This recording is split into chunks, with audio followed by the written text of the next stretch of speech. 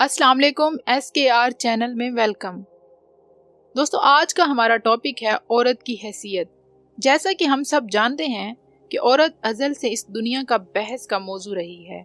कहीं वो अपनी हैसियत जानने और पहचानने से कासिर है, तो कहीं दुनिया की जहालत ने उसे लावारिस समझकर लूटा है। दोस्तों, बात करते हैं दुनिया की पहली खातून की, जो कि हम सब की माँ है। उनकी विलादत ही वाज़े कर रही है कि वो मर्द के ही वजूद का खूबसूरत सा हिस्सा है।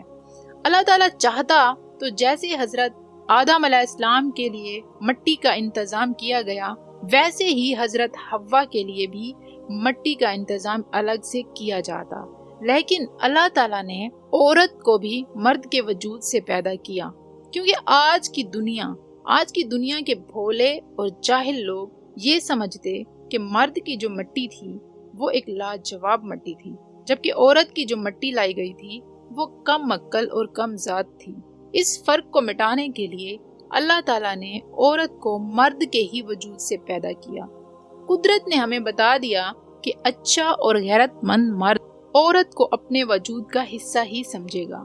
दोस्तों, जैसे इंसान के जिस्म के किसी भी हिस्से को तकलीफ होती है पर जिस्म पूरा बेकरार हो जाता है, इसी तरह जो सही और असली मर्द होता है ना, वो औरत की छोटी सी तकलीफ से बेकरार हो जाता है। वो उसको अपनी तकलीफ महसूस करता है।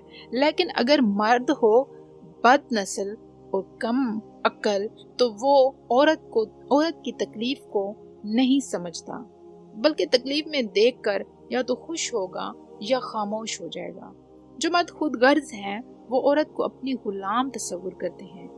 जैसे जैसे दुनिया पे इंसानों का वक्त गुजरता गया, इंसान मगरूर होता चला गया और अपने दुनिया में आने के मकासद भूलता गया कि उसके दुनिया में आने के क्या मकासद थे। भूलने के साथ साथ औरत की सही हैसियत भी भूलता गया।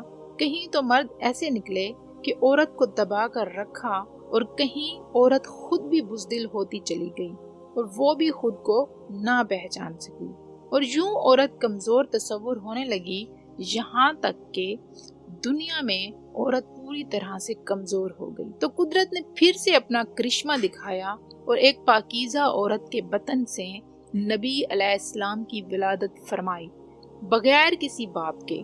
यहाँ अक्ल के अंधों को समझ आ जानी चाहिए थी कि औरत किसी भी तरह से मर्द से कम नहीं है। औरत की निस्बत मर्द से कम बिल्कुल भी नहीं है, बल्कि अल्लाह पाक की नाजुक और लाडली मखलूक को औरत कहा जाता है।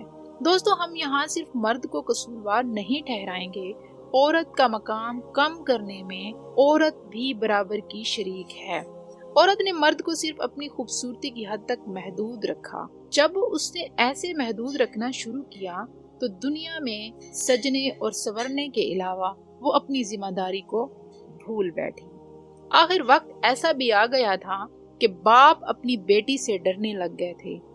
यानी जैसे ही उनकी बेटी पैदा होती तो उसको जिंदा दफन कर देते थे, और बेटा होता तो उसकी खूब परवरिश करते। सवाल ये बनता है कि बाप को बेटी से किस बात का खौफ था?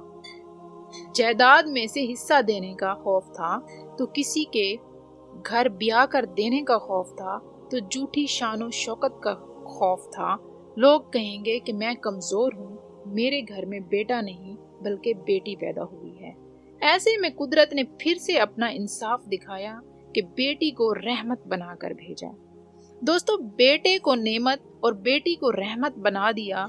आप जानते हैं, इस दुनिया में एक मर्द भी रहमत हैं, वो हैं हमारे प्यारे नबी सल्लल्लाहु अलैहि वसल्लम। दोस्तों, नाउज़ु बिल्लाह, मैं औरत को ही नबी पाक सल्लल्लाहु अलैहि वसल्लम वाली रहमत नहीं कह रही, लेकिन कहीं ना कहीं अल्लाह ताला ने बेटी को भी रहमत कहा है, और हमारे आका करीम जो हैं वो भी रहमतुल आलमीन बनकर इस दुनिया में आए। लेकिन कुदरत ने एक खास रहमत से ही बेटी को बनाया है। औरत को फिर से एक हैसियत दी। बेटी पैदा होने पर खुश होने वाले वालिदैन के लिए जन्नत, दो बेटियों की परवरिश करने वाले के लिए हलाल रिज्क से परवरिश करने वाले के बाप के लिए जन्नत, और आका करीम सल्लल्लाहु अलैहि वसल्लम का कुर्ब दिया।